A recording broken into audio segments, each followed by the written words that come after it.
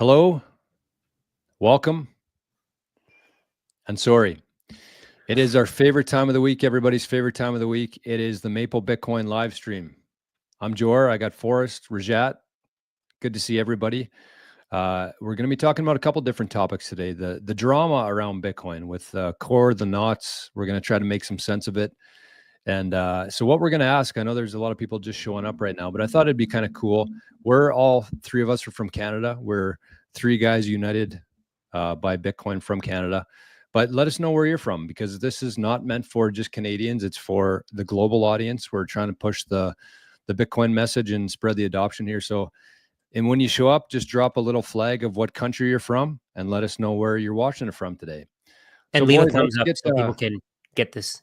Leave a thumbs up so people get this this video. Yes, good call. Definitely helps. I'll throw up the banner there.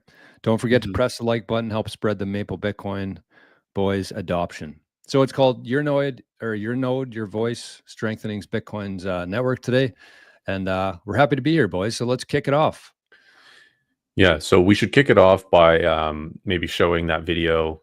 I mean, not running through it, but presenting that video from Bitcoin Mechanic, who is really championing the discussion here of what's going on with node implementations, software that can run Bitcoin nodes. 97% of the market share, or 90% of the nodes out there, 97% of the nodes out there run Bitcoin Core. And he personally has a connection to Bitcoin Knots, which is, I mean, it's an open source software. So he's actually, it's Luke Dasher that developed Bitcoin Knots, and it is identical to in the UX. Like, it looks the same when you operate Bitcoin Knots to Bitcoin Core, but there's additional features within there that they deem to be a benefit, which a lot of it is filters. So their idea is that arbitrary data that isn't financial. Sorry, Forrest, before you go into that, can you Sure. explain the difference between knots and core? I feel like that just going into the fundamentals so people know what actually, can we start with what a Bitcoin implementation is? I think that's a good start. Okay. All right. Yeah. So it's software that connects your device to the Bitcoin blockchain.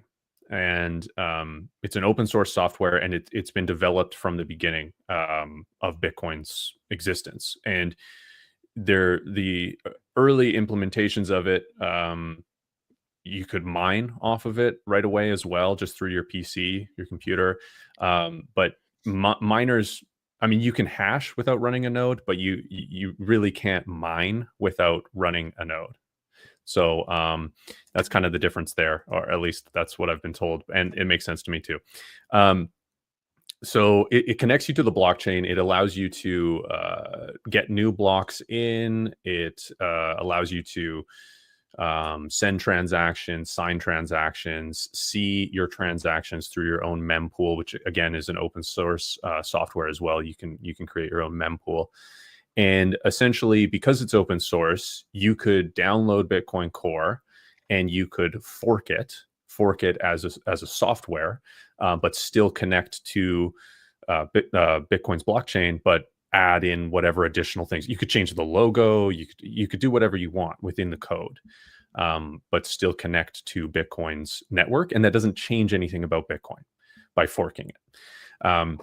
Now, if a miner was to run Bitcoin Knots and they just leave the default filters on, or they adapt the filters however they want, and if they were to mine a transaction or a block, then that their block would fundamentally potentially look different than a miner who's running Bitcoin Core because of those filters. So there might be some transactions or some transactions that would be filtered out and wouldn't be mined by that miner running Knots. And those transactions would have some sort of indicator that they weren't financial transactions. They were arbitrary data transactions. They were, somebody just putting in there's all sorts of different ways to do this, but essentially there are people that want to put data into the Bitcoin blockchain for whatever reason they want. So whether it's because I could put my birthday in there and say, hey, happy birthday to me. And then that's internalized, and everybody that runs a node now has that in there. So I'm storing that data on all these computers that run nodes. Or you could try to imprint a JPEG in there. And then you could try to sell that JPEG, say that it's like rare or whatever. And you could launder money by selling and buying these JPEGs over and over, which is, something that happens. Or you could be really nefarious, and you could imprint something that's illegal, some data that's actually illegal. And then anybody that has a computer that's running that node, if you're crossing a border, if you get that computer searched and you have something illegal embedded into the database just from running a Bitcoin node, that could potentially be really, really bad, right? So, yeah. And then this all kind of leads into the op return situation, which is op return is just a part of the block that allows for non-transaction data to be included. And there's a limit of how much data can go into an op return. And Bitcoin Core has a proposal to change their implementation of Bitcoin Core to make that so that it's unlimited. Now, what that does is it doesn't make the block size bigger.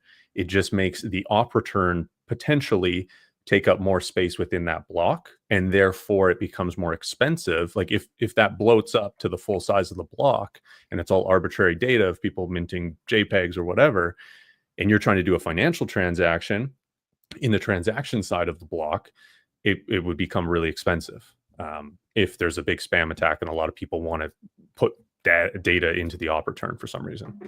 So that's kind of part of the debate here, part of the problem. And that the op return, it's more expensive than putting data into the transaction side. So it's almost been like, okay, we know people are going to spam this. We know that there's going to be bad actors trying to use this to put data in. So we'll allow them to do it to some degree here in this op return. We'll make it more expensive so it's less likely, right? That's what Bitcoin has always been about, is making, the miner fees, the transaction fees, even Hashcash was designed to be a spam filter for email. That's what Adam Back's original idea of Hashcash was.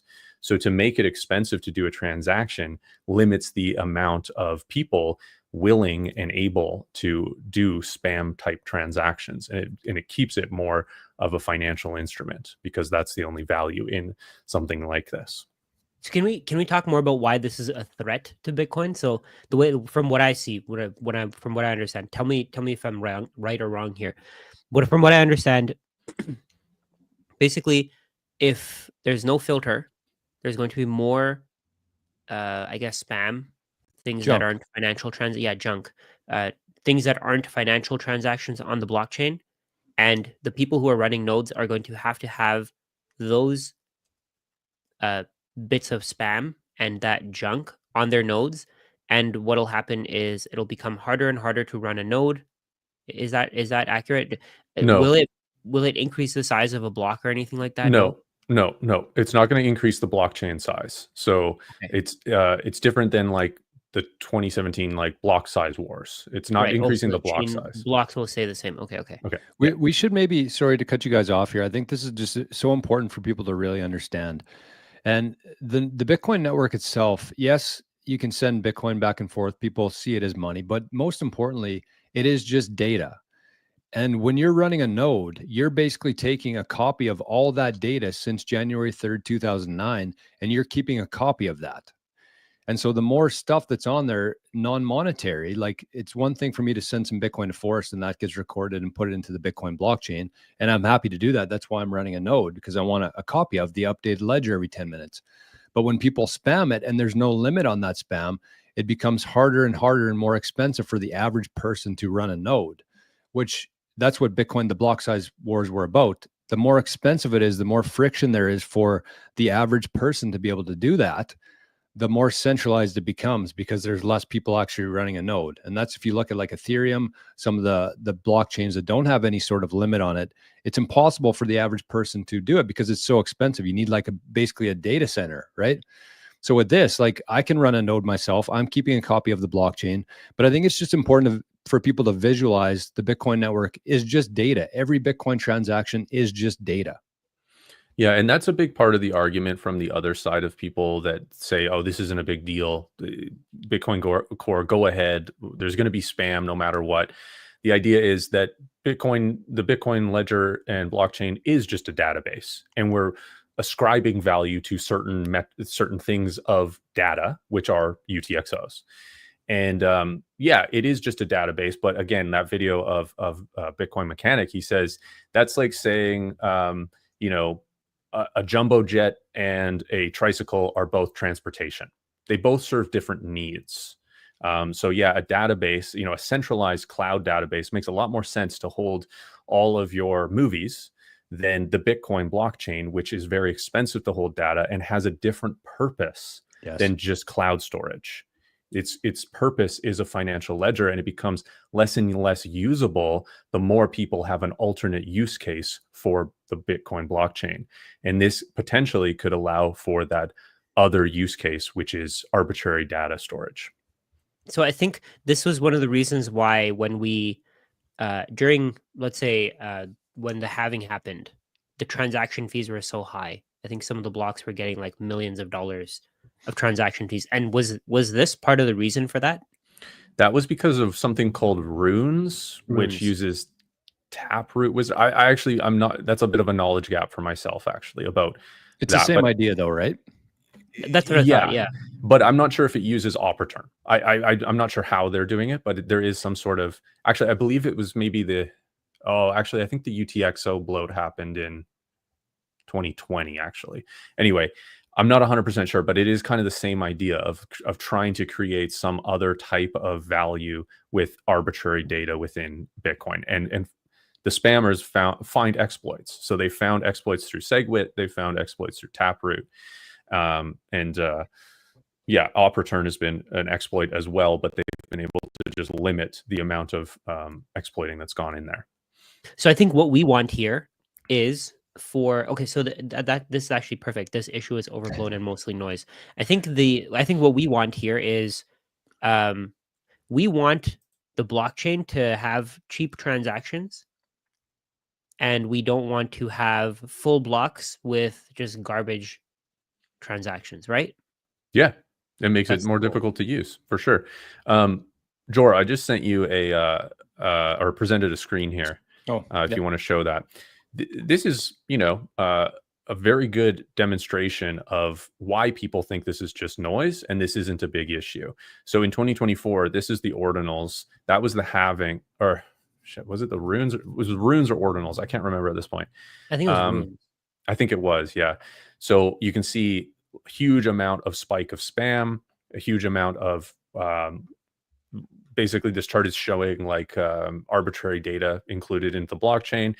And these things happen in waves because there becomes a lot of interest, a lot of, hey, we can speculate on this, we can make money from this, we can do this and then sell this to suckers at the table that think there's value in it. And then, of course, it fades. So right now you can see there's very little, this arrow here on the right shows very little amount of spam on the Bitcoin blockchain.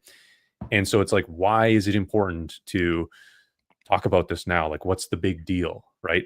And the big deal is, in my opinion, is you don't want this to happen again. And there's the change in Opperturn on Bitcoin Core hasn't happened yet. So they're Mechanic and others are making a stand, a stand at an arbitrary line in history before anything happens, because it's probably easier to make a stand before something happens than after. Yes. Probably easier to make a stand when it isn't a big deal and actually make it so that a more positive outcome in their eyes happens. And yeah, again, he says this in his video, but like, the lines on maps are arbitrary as well, but we reinforce those over time because we see the value in creating those arbitrary lines.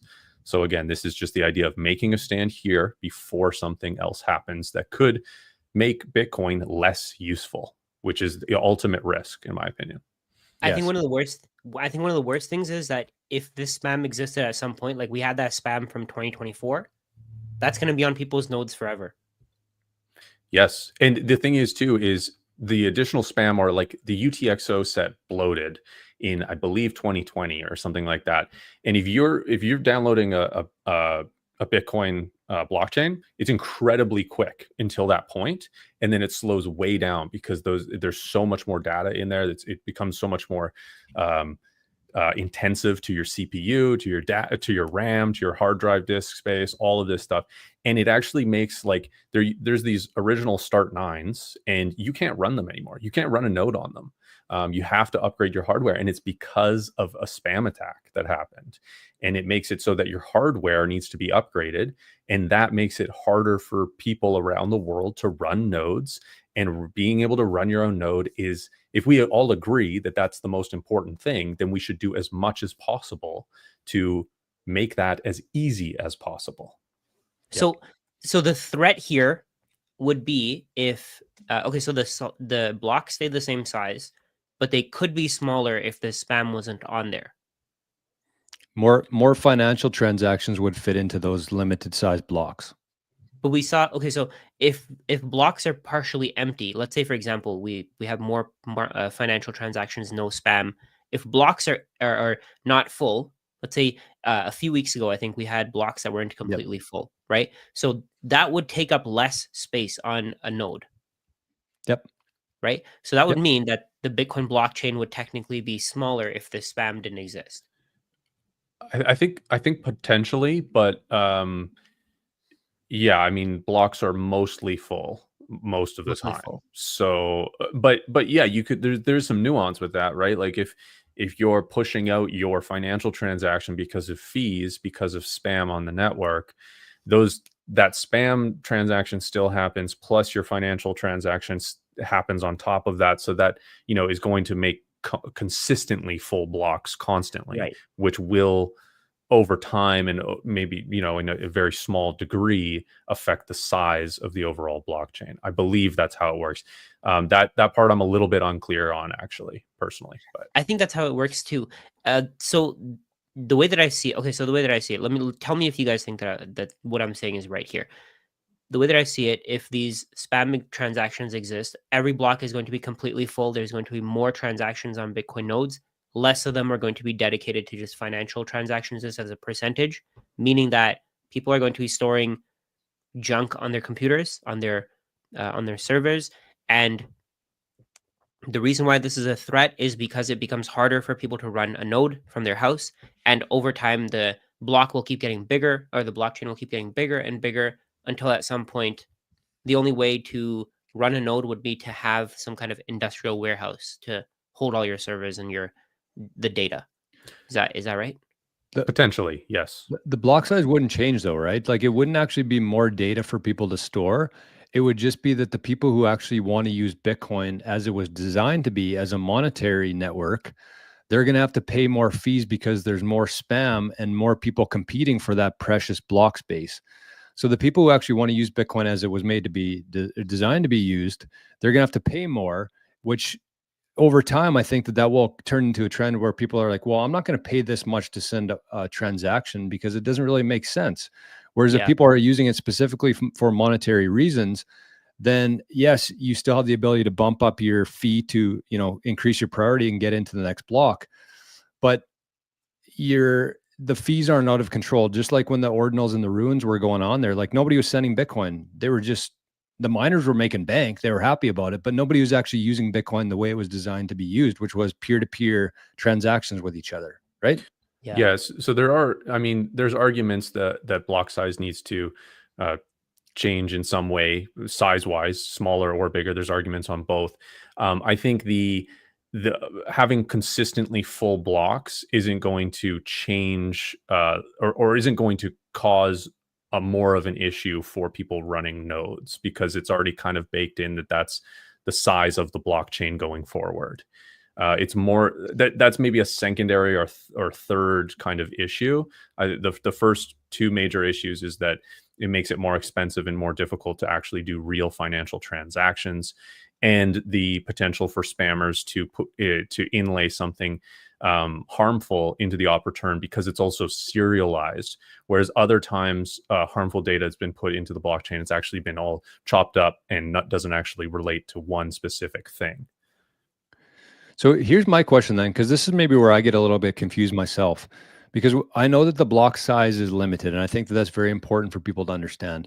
And I saw a comment here before I go further into that. I saw Tom said we should all learn more about the spam wars, and we can build consensus that way. I think the reason why we're having this conversation today, like none of us claim to be experts in this manner. I think it's just more of a conversation where we can kind of understand it as like average people, not people who have been here for 15 years and are super technical. And just being aware that these things happen and they're going to continue to happen in the future. And we have to be kind of equipped for when that happens. But a side note on that is that where I get confused is like, I know that there's a block size limit, and each block size I think is like 4 megabytes or something. Some of it's Taproot allows a little bit more, but I don't know if these op return transactions are actually competing with that. Like I feel like that's almost another part of it where you could still have the same amount of like actual transactions, like monetary transactions or valid transactions, whatever you want to call them. But then all this op return stuff is just kind of like added to it. And what Bitcoin Core wants to do here is make that unlimited. So it would make it more expensive and take up more space for the people who are running nodes and who are using Bitcoin Core for that. Is that right? Yeah. Like so right people now, can spam the network and completely get rid of people's ability to transact using op returns, but it would just make it more storage and more difficult for the average person to run, right? Like, am I wrong there? So my understanding of it is that op return has a cap right now of 1 megabyte of the Okay. total block space. So if there's 4 megabytes with SegWit, 1 megabyte could be taken up by op return data, and then so there's still 3 megabytes basically for transactions or whatever it ends up roughly being. If it becomes unlimited, then all 4 megabytes could be taken up by op return, and there would be no financial Okay, transaction. so it is then. Yeah. So it is direct competition with financial then, right? Yeah. Is that kind of what I'm getting from it? Yeah, definitely. Yeah. So that does seem like a huge issue then.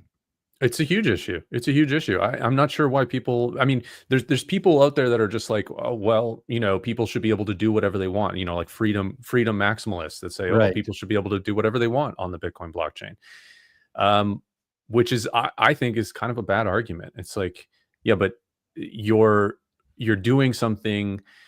You're doing whatever you want, and you're forcing everybody else that wants to use this for financial means to hold that data and to make it less useful for financial transactions, which is what the use case of Bitcoin really is, if we actually look at it.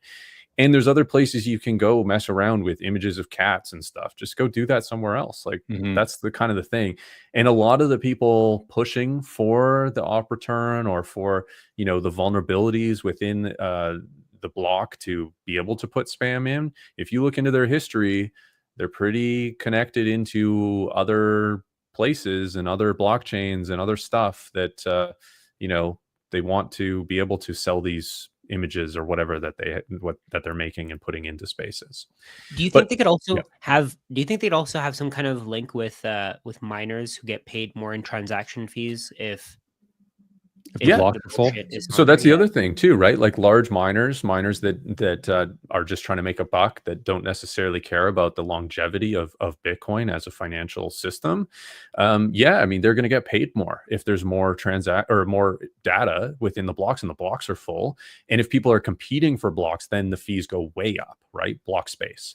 So yeah, miners, I mean, if you look at 2024 when runes or ordinals or whatever it was came out, the fees were insane. They were making so much money off of fees, these miners that mined the blocks. So yeah, there's a lot of incentive to make money, fiat money, from disrupting the use case of Bitcoin and co-opting it for a different use case. Yeah, I think this is mostly for people who don't see Bitcoin's future. So somebody asked, what is a legitimate transaction? I think that was a question there. That's a fantastic question. The way that I see it, the way that I see it, let me know what you guys think. So the question is, so it's from Curious Bitcoin. What's a real financial transaction? It was sent at 2:21 if you want to highlight it, Jor. But the question is, what's a real financial transaction? I would say a real financial transaction is where you're exchanging value for value. You're giving somebody Bitcoin for something that they did off the chain. So let's say if you, let's say they give you US dollars and you give them Bitcoin, that's a legitimate transaction to me because they're giving you something off the chain. They're not giving you back some other Bitcoin. They're just giving you something off the chain so they could give you a service. Let's say you want to buy groceries. That's a legitimate transaction. If you want to go to a rancher and buy some meat, that's a legitimate transaction. If you're putting through transactions to create runes, to create shitcoins on top of Bitcoin, to create junk on the on the blockchain, I think those are not legitimate transactions because you're speculating on the value of what you're doing with that transaction. I don't know. What do you guys think of that? Yeah, I mean, I think I definitely agree with you. Those are legitimate transactions. I think there are other maybe nuanced ones as well, like consolidating your UTXOs. That's a financial transaction as well. The other argument here that is really silly is Satoshi embedded information within the first block. He didn't use op return. He actually used the Coinbase and inscribed Chancellor on second bailout for banks or whatever it was. Yeah. Chancellors on brink of second bailout for banks is what it was. Yeah. But was that arbitrary data? I actually think that it served a really great purpose. It dated the first block of Bitcoin and proved that there wasn't Bitcoin before that. Maybe there's a use case for that. I don't know, but like in today's age, I'm not sure. But I think that people need to argue these things. I think people need to argue what is a financial transaction, what is the use case of this. I think this discourse is amazing, and I think that if you're looking at this too, the answer to it, and it's a constantly building answer, is filters. But then, do these filters ever end up filtering out a legitimate transaction that might look, for whatever reason, suspicious and not, right? So where do you balance these things? A permissionless network, does it become less permissionless if there are filters and you can't do whatever you want on this blockchain? Again, this is why this discussion is so important, is because we need to figure these things out, and we need to constantly figure these things out with Bitcoin. Yeah, I think my answer to that would be very similar to you guys. I agree with every word that you said. I think the main thing for me, and the reason why I would be concerned about this, is that to me, there's a big difference between somebody actually wanting to inscribe something. Like one of the, I think, most underappreciated things of the Bitcoin network is once you have a transaction in there, be it monetary or otherwise, and it gets put into a block, it's there forever. And nobody can go back and change that. And I think the one problem we've had as a civilization here is the fact that history happens and history can be deleted. History can be changed. Whereas when you have something decentralized like Bitcoin, and you can put something into that, that's going to live there forever. And I think that that's really going to reshape how different our future is going to be. Like, imagine if we had information from hundreds of thousands of years ago that could not be deleted or destroyed or burned down. Like, that's powerful. And I think that that's how civilizations really advance. So I think that there should be space for that. And that's kind of what exists today. As Forrest said there, 1 megabyte out of 4 megabytes, you can do that if you want to. You still have to pay for it, but you can. The problem becomes is when people want to attack the Bitcoin network with spam, and that's all that's in there, that's a problem. Because if there's enough spam, just like anything, you stop using it.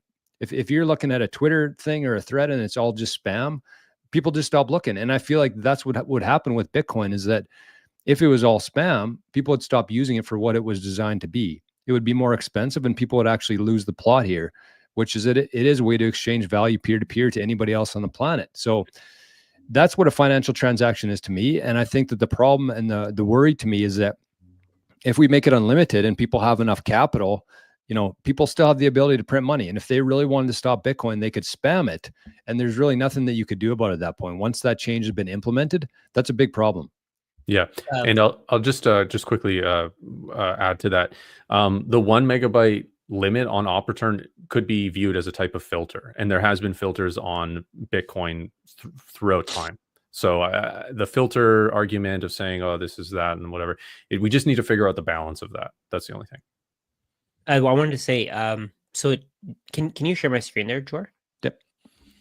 I believe in early January of 2025, the percentage of computers running, or the percentage of nodes running knots, was at 0.3%. I saw that from a tweet. Today it's Wow. it shows up at 3.5%. I'm not sure Wow. if this is accurate. Keep that in mind. I don't know, but it's up a lot. Even this morning, this was at 3.3, I think. 3.3%. Yeah. Yeah. So it's going up. When this debate started, I have a post from April Oh, let me 28th. share. It was 2.46. There you go. 2.46. So it's increasing like crazy. And that's the other thing here that, I posted this. I retweeted this and just said, look, you could not understand any of this stuff with op return, any of that, if you value the decentralization of this network. It makes sense that one implementation of software that connects you to the blockchain shouldn't be 97% of it. We just need to decentralize even that aspect of it. So might as well run knots if you're a pleb. It's as simple as that, in my opinion.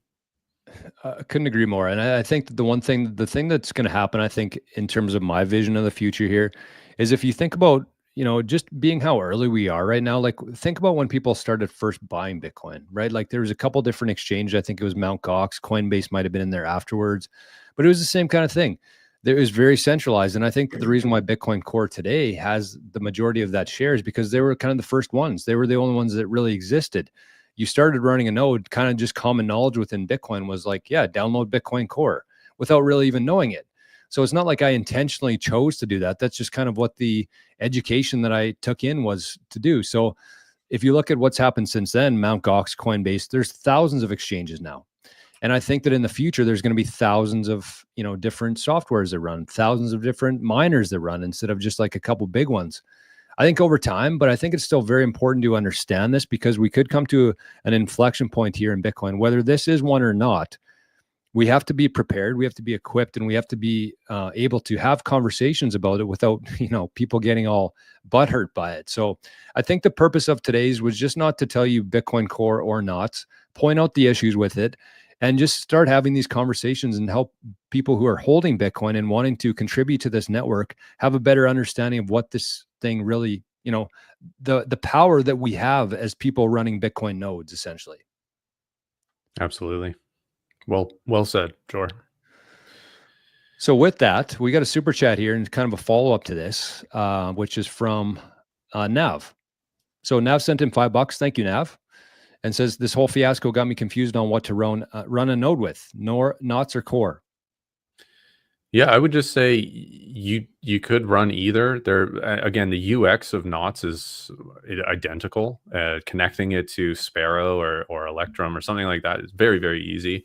And again, for the decentralization of the software out there, I would personally run knots, just for that reason alone. But I also am leaning towards the side of saying I don't really fully agree with the changes to the core implementation. So yeah, but again, you could run either. It's okay to run either, ultimately. And this hasn't been put into place yet, right? This is just kind of being proposed right now.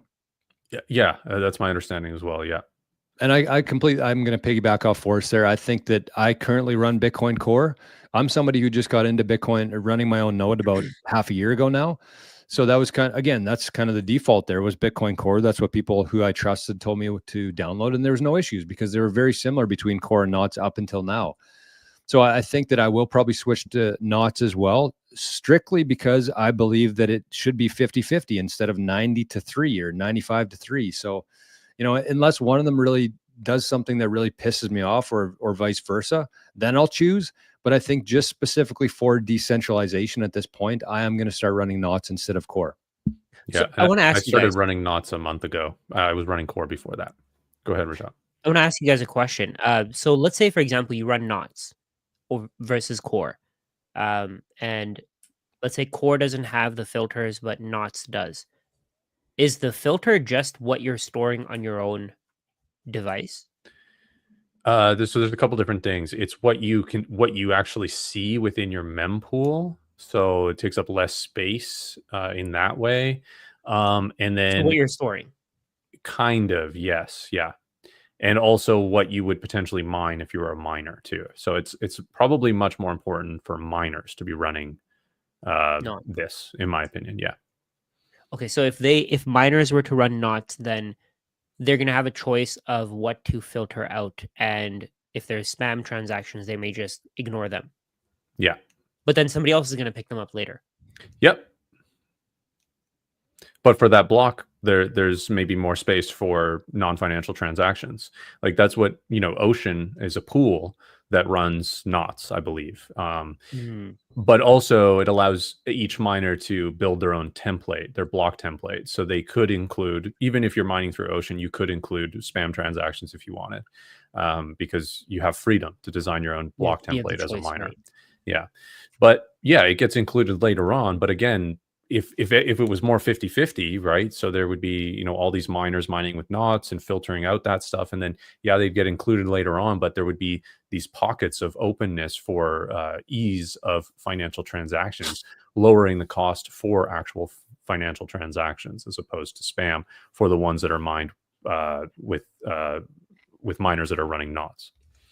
That's, again, my basic understanding of this. I definitely need to, there's little knowledge gaps I have here for sure. Yeah, and it's important to communicate that with people. And I think that part of these things coming up, and I don't think it's by design, but the nice thing about these little feuds between Bitcoiners is that it opens up the conversation for people, and it helps people gain a better understanding of exactly what's happening here. Because if none of this happened and everything kind of was just going, as per usual, then nobody's going to ever take the time to learn about this stuff. And then something's going to happen, and then everybody's going to be caught off guard, and then we're going to be in a lot of trouble. So I think that these things are going to come up, these little hurdles along the way, and I think that we should actually just use these as good opportunities to start learning a little bit more into Bitcoin and why it is so powerful. Yeah. So a couple different things here, boys. Number one, should give a shout out. We got a couple zaps come through the wire here. 8,888 sats from Letha, the icon Letha. So wow. Thank you, Letha. That's the QR code there right beside Forrest's head. We should give a shout out to a couple more people, because through the weeks between shows here, we share clips, we share things on YouTube, and there's always going to be that QR code. So if you do ever want to support the channel, but somebody also sent in 33,333 sats based on one of our videos on YouTube. It wasn't a live, but we just want to say thank you. And if you come across a video, you enjoy it, even if it's 5 sats, 50 sats, whatever, it's just a positive feedback loop for us that this is kind of like what you want to hear about. You appreciate what we're doing here. And so we just want to say thank you for that. And make sure if you are sending some sats, leave a little message. Like Letha said, thanks guys from Letha. And then Scotty V just sent in 300 sats saying, from Scotty V, thanks for the great work. So pretty cool, I think anyways. And if you don't have the ability to scan the QR code there, you can send it to Maple Bitcoin at coinos.io. That's that's $8,888 when Bitcoin is $100 million. That's right. Yeah. Don't tell Letha that though. I think she knows. She knows. Letha has the green light on for sure. That's it. So where do you guys want to go from here? Do you want to keep talking about this for a little while? I think we're going to spend at least half an hour here. Forrest, do you have like an approximate time where you got to cut off? Yeah, maybe a quarter after the hour. Okay. So maybe we'll carry this on for another 5 to 10 minutes. And then if you do have any comments or questions or concerns or anything that you want us to address, we'll spend the last half hour here talking about it today. Unfortunately, we can't go 2 hours again, but man, there was like 10,000 people who watched the live last week. So people aren't afraid to tune in for a while. That's awesome. By the way, there's a lot of questions about this in the question section. Why don't we go through those? Sure. I think that would be great. So Taquan says, but couldn't this lead to a poll about increasing block size because of the unlimited arbitrary data being loaded into the blocks? Oh, that's such a good question. Yeah, I mean, it would be much easier to argue for larger blocks if the blocks are all full. Right. And that's a terrible argument, because, again, that just limits the people being able to run nodes. The last thing we should do is raise the block size to be able to fit more arbitrary non-financial transactions. No doubt. That's insane.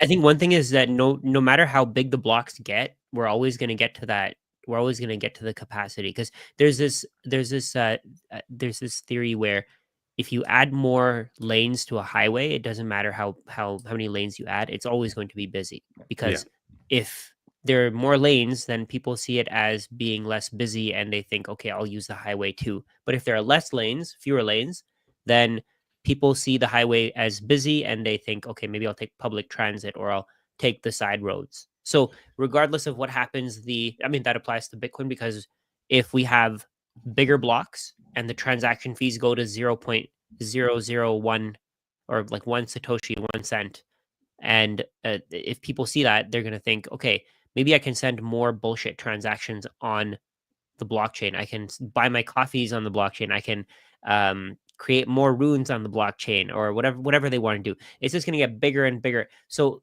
I think one of the issues with an increasing block size, a fluctuating block size, is that it'll keep going up. Like, it'll keep growing. It'll grow exactly like how the hash rate is growing. Yeah, and I think that analogy works really well because roads are the dominant protocol for transportation, so that increases. So Bitcoin again is the dominant protocol, but if you look at a hard fork like Bitcoin Cash or Bitcoin Satoshi Vision, it's not the dominant protocol. They keep increasing their block size for no one to use it. So it's kind of like I think in North Korea or something, they have these massive highway and nobody drives on it because nobody has cars. No one can afford anything because they live in a totalitarian country with no money. So yeah, I mean, you definitely want to just be very careful, because the reason that Bitcoin is the dominant protocol is because it's the most secure, decentralized, and hardest to change. And that makes it the most secure. Yeah, I think the other part to this too is we have to keep in mind here that as the blocks could be whatever they want to, and I think it's important for people to kind of in the future understand the fact that you're never going to be using layer one Bitcoin for like day-to-day transactions, right? That was kind of like the main argument for people to increase the block size so people could use it. It'd be cheaper. You could fit more transactions in there.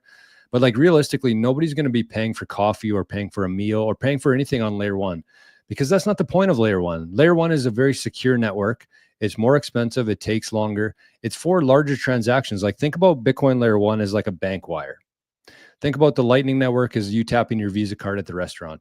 You don't need your coffee transaction to be recorded on the blockchain forever. Like, that's not the point of this thing, right? It's meant to be the foundation, the super secure foundation that you can build layers on top of. So I know there's a lot of different thoughts on that as well, but that's kind of my thoughts, is like, again, if anything, I think we should shrink the blocks to increase the demand for it. But again, That's I have a a hard hard time sell. making any changes to Bitcoin when it's working so well right now. Yeah. Yeah. And it's something to just be aware of. And, there's already people talking about what happens in 2140 when everyone's just using layer twos and no one's using on chain. And then, yeah, I mean, I don't know. So that's a We long figure ways it out away. then. Yeah. But if that happens, if everybody's using layer twos and the transaction fees are so low, people are going to automatically go back to using the layer one. It's almost like a self-repairing Yes. system in that way. Yeah. Yeah. And if the entire world was using Lightning, think about how many settlements would have to happen from on-chain to off-chain to provide the liquidity to those Lightning nodes, right? I think that's one thing though. I don't think if you're using Lightning, you need to go back to the layer one if you don't want to. Let's say, for example, if you're just getting paid and you're paying for your day-to-day costs on Lightning, you don't really need to go back to the layer one. It depends how you're using it though. Like if you're setting up your own Lightning node, or if you're implementing Lightning on a new piece of software, then you're probably going to want to run your own Lightning channel and keep it liquid and all sorts of things like that. But most people aren't going to do that. Most people, let's say, for example, 100 years from now, how many people today think that Visa is final settlement, but it's not, right? They compare Bitcoin to Visa. So I think what that's going to happen is people are going to directly get paid on Lightning. Let's say they have a Lightning wallet through, let's say, Wallet of Satoshi or Aqua or something like that. They're going to have a Lightning wallet. They're going to leave those transactions, that Bitcoin on Lightning, unless they get to like 1 million, 10 million Satoshis or something like that. Then they're going to move it to the base layer. Even that's going to be very rare, I think. I think people are going to use the base layer not, maybe I'm wrong on this, but I think people are going to use the base layer to transact for, let's say, houses or cars, things like that, not just their day-to-day transactions. I think most of the Bitcoin is going to, well, not most of the Bitcoin, but the Bitcoin that's on Lightning is going to stay on Lightning, and people are just going to circulate it. It's going to be like a circular economy. Kind of my vision is like, I agree with you, Rajat. I don't think anybody's going to be running their own Lightning node, like unless you're like a hardcore, cypherpunk kind of person. I think that it's going to be the banks running a Lightning node, and I think it's going to be the businesses and companies running a Lightning node to pay their employees and to accept payments and all that. And with that, there's going to be a lot of transactions happening from their Lightning node back onto a chain and vice versa. And think about when 30 million companies or however many it is around the world, and each company kind of has their own Lightning node. I mean, if you think far enough about this, you're like, okay, well, every company in the world is going to be holding Bitcoin. Every company in the world is going to need a team to manage their Bitcoin, manage their UTXOs, manage their Lightning payments, manage their payroll. It's like the spread between people who have this knowledge right now and the people who are going to need this knowledge in 10 years from now is massive. So I don't know where it's going to go, but it's going to look completely different than it is like the people using it today, in my opinion, anyways. I think there's also the possibility that there's some upgrades and some system changes that make it much easier to run your own Lightning node. Like Jory, you said, sure. I don't think anybody will, but if it becomes really, really easy and you're like, well, I can either trust a custodian and hope they don't rug me like Wallet of Satoshi, but they're very trustworthy, but you still have a little sense of trust, or I could just spin up my own node for nothing, and just, there's that one transaction fee I have to do, but again, that supports the network. And then you could run your own Lightning node, and it could be really, really easy in the future as well, depending on technology growth. Yeah, I mean, that's what I was going to say is like, imagine everybody has their own AI that they pay 5 sats an hour to manage their Lightning node, right, for them, like set it up, make sure that, if fees go down, they close the channel and whatever it is, like it's definitely going to happen where we can't even see the future that's coming here. The human brain just can't comprehend like where this thing's going to go to. But even then, I think that people are going to outsource that. I think they're going to, like, how today we have these companies that are running payroll. They do payroll for all these companies. The companies are the ones that take care of that. So there's going to be specific financial services that are designed to take care of that. At least that's what I think. I don't know. Maybe I'm wrong on that, but I'm just guessing. I feel like most people aren't going to know most people aren't going to know how Bitcoin works, and they're not going to know how Lightning works. They're not going to put in the time. So they're just going to refer to other people. Like they're going to outsource it. It's going to lead to centralization. But then again, even if, let's say, those service providers fail, it's not like the entire system fails. Yeah. It's there's not really an additional contagion effect with Lightning channel failures and rugs and stuff within that, which is great. And then there's the lack of ability for governments to just print Bitcoin. Right. There could be maybe paper Bitcoin within certain accounts and things like that, or, internal accounts is what I'm talking about in the future. But again, I think all that stuff just gets weeded out time and time again. And I do agree with you, Rajat, that likely it's a lot of people are just going to outsource a lot of that, and they're not even going to know. They're just going to continue using their money like they do today, and it's just Bitcoin and Lightning instead, and they don't even know or care anything about it. Yeah, at some point, Visa is going to be taking over this kind of service. Like Visa is going to be doing this. I think in the meantime, though, like that's definitely going to be the bridge where it's outsourced, and there's like certain companies, centralized companies, looking after this for people. But in the future, imagine a world where you could just say like it's voice automated or something along those lines, and you just say, generate this website or generate this bot or this person for me that can actually manage this for me. This is what I need. This is the business we do. Like that's coming. And it's going to be available to everybody. It's just going to become more and more accessible to people. We're a long ways away from that. Like, don't get me wrong. And between now and then, there's going to be a lot of different things happen. But I think that in the future, like there's no limit on what we're going to be able to do with this kind of stuff. It's wild to think about. Yeah. Big shout out to Blood Mist here, $5 super chat. Keep in mind, you can send super chats. You can also use that QR code right beside Forrest's head there if you want to support the channel. We always will be completely ad free on the show.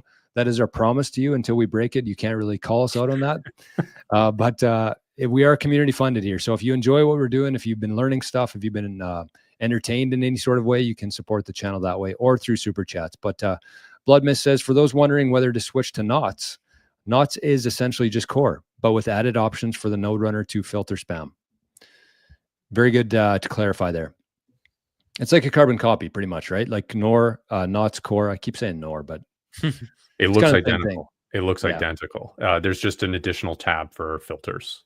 That's the only difference that I've noticed. I haven't done a full deep dive on the differences, but yeah, that's the only thing I've just really noticed from running it. I want to hear what you guys think about this, because I have my opinions on this. What do you think Saylor would say about all this?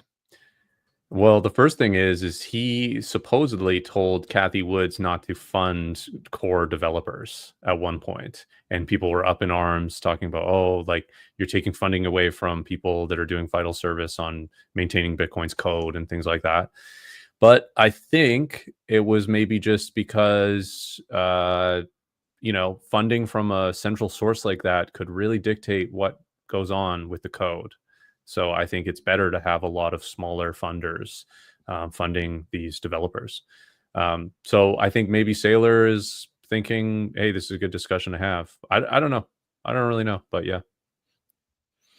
I think Saylor, it's hard to know what Saylor's whole strategy here is. And I love using that word because that's what it seems to be to me. One giant strategy of taking over the world. But I think that he understands that he's probably one of the most intelligent people on the planet. So it's not like he's oblivious to this. I just find it very weird that he's not doing more to support development, because at the end of the day, his whole thing is built on top of this foundation that we're building our wealth around right now. And if something happens to that, whether it's spam, whether it's, supply increase, whatever that is, developers go rogue, who knows? But his whole business plan, his whole company crumbles. Right. This whole thing is built on the foundation that we have now. And he should be going out of his way, in my opinion, to make sure that it stays that way.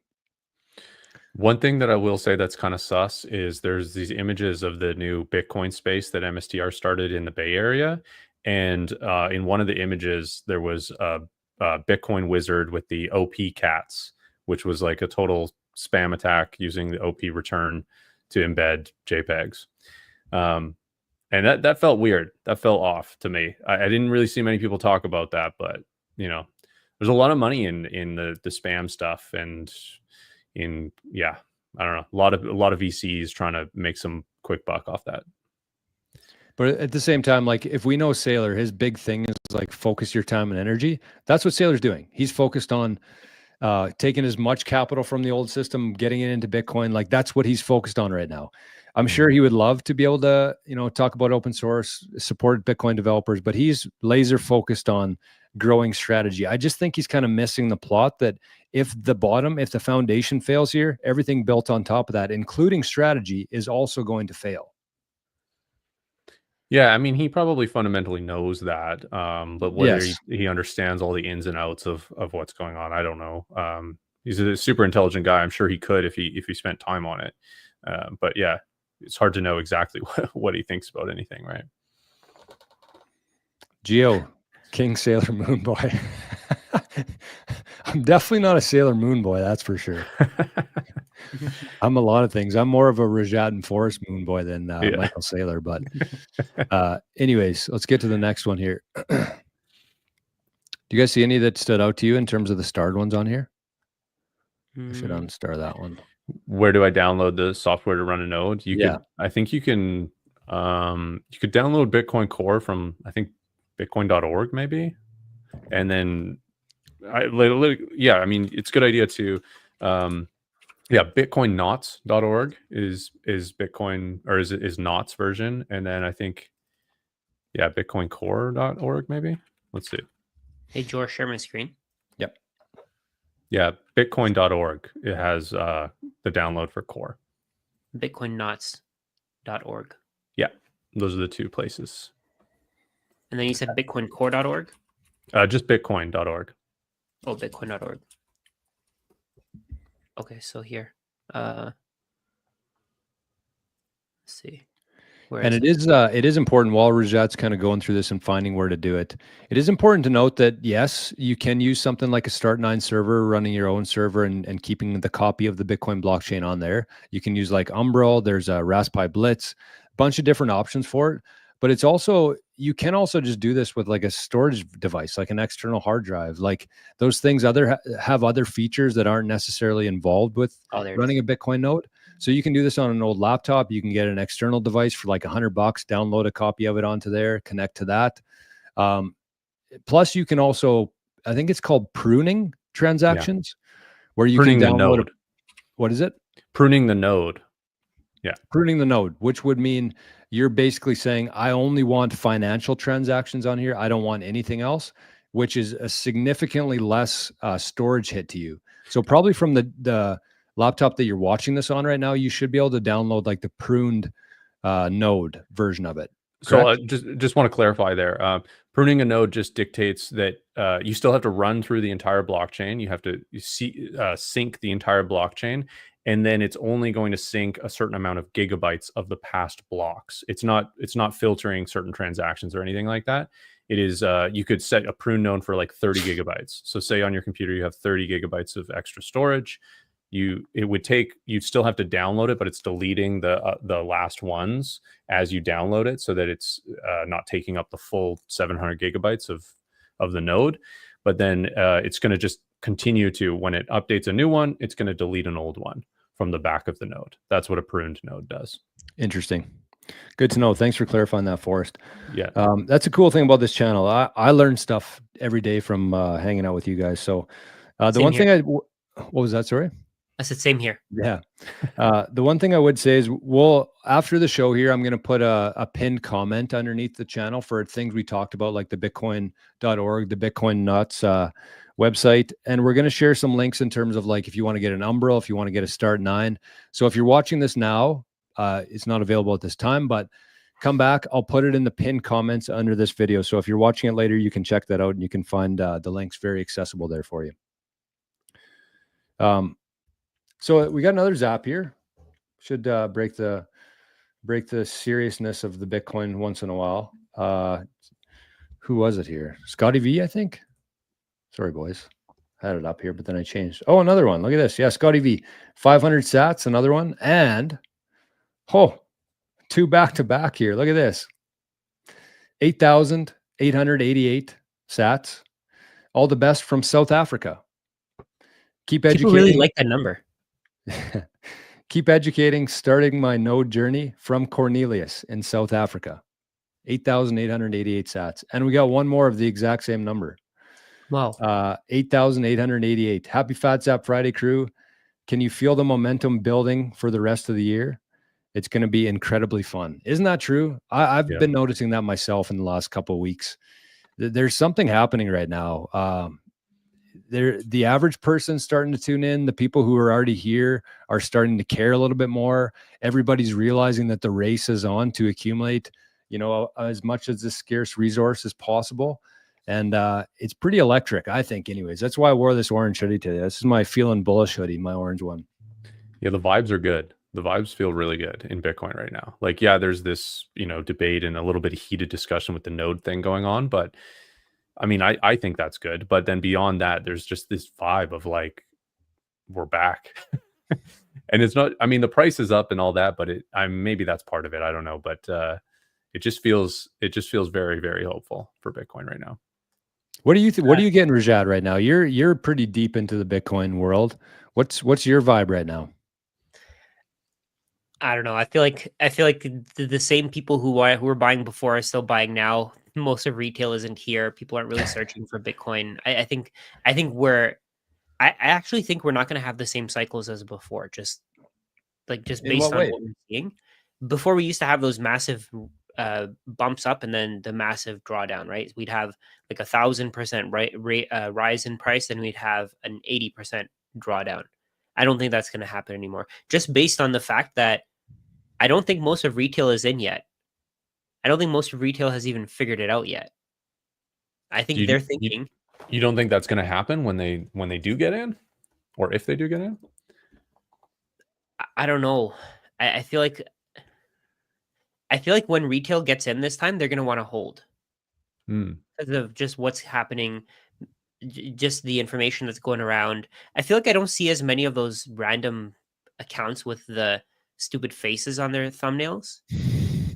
Like on YouTube. Do you see them that much? Do you guys Oh see them? yeah, like the Yeah, whatever. yeah. Yeah. I don't see those as much. I feel like I see more.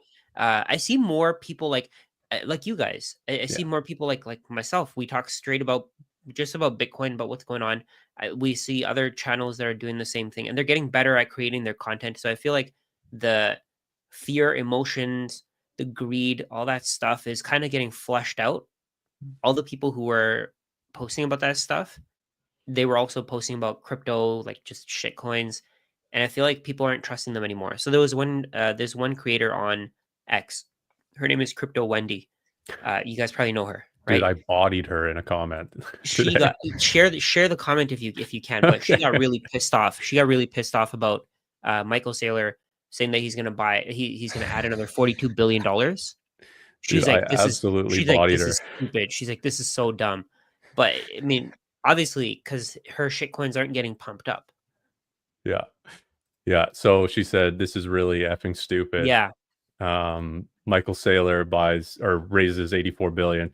XRP Lyric says, thanks for being honest about this, Wendy. Wendy, I have been for years and everyone is mad. I say probably because of the opportunity cost of having listened to you. But it's true because what he's doing isn't pumping up her bags, right? It's not pumping up all the shitcoins that she's promoted for so long. Yeah. So Yeah, no, Yeah. totally. People are figuring out that it's a ruse, it's a scam, and all roads lead to Bitcoin. I think alt season is going to be extremely muted if there is one, and Bitcoin's dominance will not take a hit even by the alt season, in my opinion. I think yeah, people are, crypto has always been to go out on the risk curve beyond Bitcoin, and you can do that now with MSTR, you can do it with Yeah. MSTX. You could do it by learning a few simple things about call options, and you can go out onto the risk curve like crazy with call options. So that is where I think people will end up going, because Yeah. it's all based on Bitcoin, which is fundamentally strong and the true innovation within the space. You don't have to believe in some coin that proposes that one day it'll do something or other with no actual value behind it. like that's the crazy part, right? The way that I see it, I don't maybe I'm wrong here, but the way that I see it, all this money that's coming in from capital markets right now, from the bond market, from the equity market, it's not going into shitcoins, it's going into Bitcoin. And that money is there to stay. It's not like Michael's. So there's a question there from Victor. He said, I have a question. If USA goes into a recession and BTC never saw a recession, will you sell? No, of course not. Why would I sell? Like Bitcoin, that's what Bitcoin is there for. If No, there's a recession, what would I buy if I yeah. sold it? What are you gonna Fiat. buy? You're gonna hold fiat. You're gonna hold so you're basically gonna gamble on pieces of paper going up in value compared to the scarcest asset in the world. Yeah. That doesn't really make any sense, right? Why would you do that? I don't plan to do that. That's what I'm holding it for. In case there is a recession, that's what I'm holding Bitcoin for. Yeah. My bigger concern with that is them actually printing so much. I mean, Bitcoin will inherently go up with that, but like one of my bigger concerns is the fact that they're going to make life so unaffordable for people, so expensive for people, that number one, people aren't going to have a choice, even if they want to buy Bitcoin, because they simply have zero excess savings or money. But the other thing too is, like, as rents go up, as food gets more expensive, as utilities go up, Bitcoiners might actually be forced to sell some of their Bitcoin just to cover the costs of life now, right? Because their salary hasn't necessarily caught up with the cost of living, and they actually have to part with some of those sats. I think that that's going to be one of the. I talked about like my capital gains theory of like trying to pry sats out of people's hands and making it tax free, reducing the friction. But if they made things so expensive that Bitcoiners actually had to part with some of their sats just to survive, that's a problem too. I'm much more worried about that than a recession, because you guys are absolutely right. In a recession, I'd be like, okay, well, I'm in the right spot. But other way, it could happen too, I think. But if things get really expensive and okay, so I'm just gonna go based on like a just anecdotal evidence. So I've spoken to a lot of people who are making a lot of money, and then I've spoken to other people who are making very little money, Mhm. right? So the people who are making a lot of money, they've gotten there because they've kind of predicted where things are going, and they're the ones who hold a lot of Bitcoin. The people who make a lot of money, they did that by starting a business. So if prices do go up, keep in mind that, okay, some people are going to have to sell, but other people are going to be buying even more because they're going to be taking advantage of prices going up. What do you They're guys going to think of be that? buying more Bitcoin when Yeah, prices go up. because what I mean here is prices go up. They're the ones who are selling the products that are going up in price, so Yeah. they're making that profit, and they're going to be able to accumulate more Bitcoin. So let's say, for example, the price of beef goes up. Ranchers who are selling grass-fed steaks, they're going to be able to make more money, so they'll be able to take more Bitcoin off the market. Yeah, but I don't think it's margin that it's not profit margin that they make when the prices go up, because they have the input Their costs costs go up as increase. well. Yeah. Which is a Right. product of fiat expansion. Right, but as a percentage, their profits are going to remain the same. Their profits could, it could, or they could get squeezed. They could get Right, squeezed a that's little true. bit, That's true. potentially, Yeah. and actually have less spending power. But you're right in the way where there's all like that, like there will be people that profit or benefit from that, Right. like, and it'll probably be centralization that'll happen of purchasing power. And those people will move their assets into Bitcoin because it's the ultimate store of value, and then that will increase the price of Bitcoin. But that trend is not the trend that, I mean, we'd want, but it's also like that's like the kind of the trajectory, the trend of every fiat capitalist society, and there's not really any avoiding that. The gap grows. Yeah, the gap grows. It's Yeah. built into the structure of how it works. So some people get really, really rich while other people get really, really poor, and they just keep getting worse. Yeah, and I mean that's a couple different things here, and the reason why this channel exists, the reason why all three of us have channels, is because we understand that we want the average person to have influence and power in the future, and these sats are only going to get more expensive. So by the time most people figure this out, they're going to be completely priced out of Bitcoin, which is very sad, but it's the reality. We're doing everything that we can here to try to wake people up to the fact that one system is dying, one system is about to explode. But, you know, as the saying goes, you can lead a horse to water, but you can't actually make the horse drink the water. And that's kind of the point of this. But the one thing that I've noticed, going back to kind of like the vibe checks within Bitcoin right now, yes, there's less monkey profile pics on Twitter, which I love. There's less pronouns on Instagram, which I also love. And I don't think we're ever going back to that world either. That's the best part about it, is like that was a very crazy short time in history, but I just don't see any sort of scenario where we go back to the monkey JPEGs and the pronouns and the, you know, thinking that, I know there's a small percentage of population who thinks that climate change is an actual problem right now, or, you know, we have any impact on it. But I just don't think that we're ever going back to that. And that's kind of the exciting thing for me, is we seem to be like kind of at the forefront of the golden age of what's coming here in monetary terms, and like society, and people being a lot more logical and full of common sense. So that's what I've noticed anyways. I don't know. What do you guys, have you seen the same, or are you a little more worried than I am? Well, I think the way it kind of works within history is that it's like a pendulum swinging. Pendulum, yeah. Yeah, it swings, but it's also like it's pendulum that's not on a fixed point. It is trending towards moving in a direction, even though it swings back and forth. That's the way I see it. Yeah. I mean, if prices go up too high, there's going to be mean reversion, right? There's going to be people who who provide services because they can get them. Like, let's say, for example, prices of something go up, and you can develop the skill. It's just how capitalism works, right? You have the incentive to provide more of that service, so it'll drive prices down. We're already seeing deflation in terms of Bitcoin. Prices in terms of US dollars are going to go up forever. I think that's one of the things that Bitcoiners have accepted. We've accepted that prices in US dollars will rise forever, while prices in Bitcoin are going to fall forever. So I think more and more people are kind of figuring that out. And Yeah, I agree. I don't know. I think Bitcoiners are going to be better off, and I think stock and real estate investors are going to be worse off. I think that's the thing we should be focusing on, because right now a lot of people who own stocks in real estate, they don't see what's coming. Yeah, I agree. Like with real estate, they're going with the same cap rates and stuff, so they should be much higher. Yeah, and they think they'll be fine. They'll think they think because it's been an okay strategy in the history, that it'll continue to be. But everything changes after big prints happen, and people take a long time to recalibrate to that. And the prints just keep getting bigger. The prints get bigger, and Bitcoin is the major beneficiary of that. Exactly. They have to get bigger because the purchasing power decreases. So as it's a spiral, right? Like in the beginning, I think it took the US something like 150 years to get to $1 billion worth of debt. Then it took them something like 200 years to get to $1 trillion, or whatever the years are. But it took a less and less time to get to the next order of magnitude. So that's exactly what's happening with this system. As that spirals out of control, as the US government like at some point in our lifetimes, I think the US is going to be at $100 trillion of debt.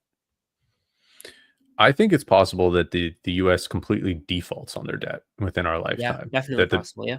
Like, I just don't like, I don't know. Like, I made this video about the dollar milkshake theory, and it's like, as the fiat expansion gets worse, the dollar actually gets stronger as a benefit of it. But still, it ends up being a breaking point, and it just becomes a breaking point for all fiat currencies, where there's no trust in any of them. Yes. And the only thing that that fiat is built on is trust. And if you don't need trust, I mean, that's what Bitcoin is. It's a trustless network. Like, that is so important for a commodity money, or a money of value. I just see it like we have the option, we have the out, and we're building this parallel system, which is Bitcoin. And when people are ready, they can hop onto it, and they see massive benefit from it. Like Rajat, you mentioned, everything goes down when we already live in a deflationary world because we've adopted Bitcoin. Whereas everybody else is living in an inflationary one still. And the last adopter of gunpowder, as far as a nation goes, is the one that gets taken over by the ones that have adopted gunpowder before them. So the Bitcoiners hold all the cards, they hold all the power, and they continue to do so as things get worse for the people that don't hold Bitcoin. Yeah. And to me, it seems like more and more people are actually starting to realize that, dollars can be created. If you compared right now to even 4 years ago, the percentage of people who are actually aware of the fact that our dollars are completely illusionary, that's only going to continue. No one's going to realize that and then go back to the old system and be like, okay, never mind, I changed my mind. These things are actually legitimate. So we're moving in one direction here. Yeah, and it's a one-way road. You're right, 100%. It is. One-way road, really yeah. And the thing for me is, like, as more and more people who are actually adding value to this world, whether that is a cattle farmer and they're selling beef to the people in their area, as those people figure it out and they realize that those dollars are going to continue to devalue and they are made out of nothing and backed by nothing, and they start demanding Bitcoin for payment, that's when everything changes to me. That's when the dollar just it could go to, and that's the other thing too, is like, there's no limit on what that buys or how little that buys, because it's literally backed and is nothing. So as the people who've add value, the local coffee shop, once they realize they don't want to hold dollars anymore because they're nothing, they start making people pay in Bitcoin. And when they start making people pay in Bitcoin, that's when people say, okay, well, if I want to be part of this society here, if I want to get the products and services that I need, I'm going to have to get some Bitcoin myself so I can pay for things in my life. And that's going to be a huge shift within the world. And it's coming. Yeah, nobody's going to want pieces of paper at some point. And it sounds completely ridiculous today.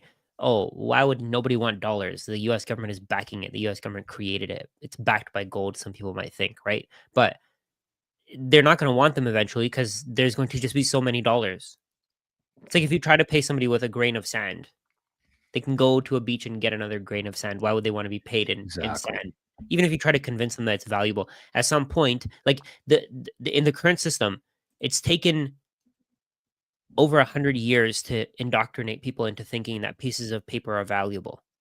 And now it's all falling apart. It's all falling apart partly because of the internet, where people just spread information. They just got all the information. And then it kind of accelerated because of Bitcoin. At least that's what I think. Yep. 100%. Yeah. And it's like a penny probably costs more to make than a paper dollar. And try spending a penny anywhere. I mean, literally in Canada, it's I mean, there's just so many clear examples of where we're going with this fiat system. And it's like, they literally got rid of the penny because it's not worth anything. And in America, I think they might have done the same at this point. If not, they should, because it costs more than a penny to make a penny. But yeah, it's just like, that is evidence of the devaluation of the purchasing power of that currency. and it's just going to continue down that road. It's a one-way road.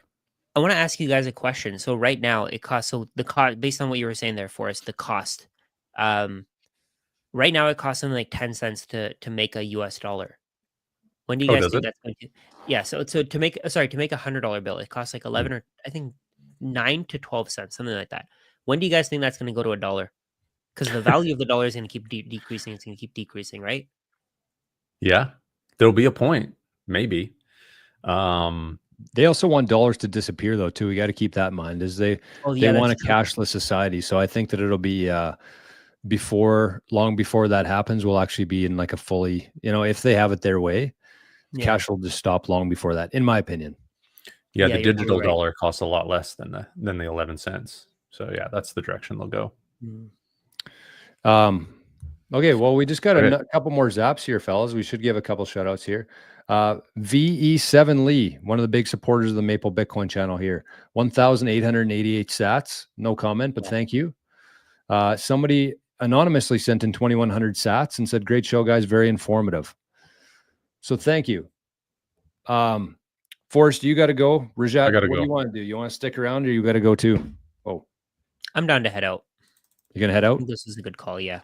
Man, these shows go too fast. I spend the whole week. They go way too quick. An hour 15. Well, yeah, we got to try to do them longer in the future if we can. Yeah, they're fun too, man. We get on some good topics.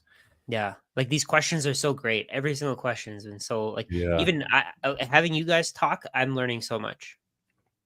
Right, it's fun. That's how it is.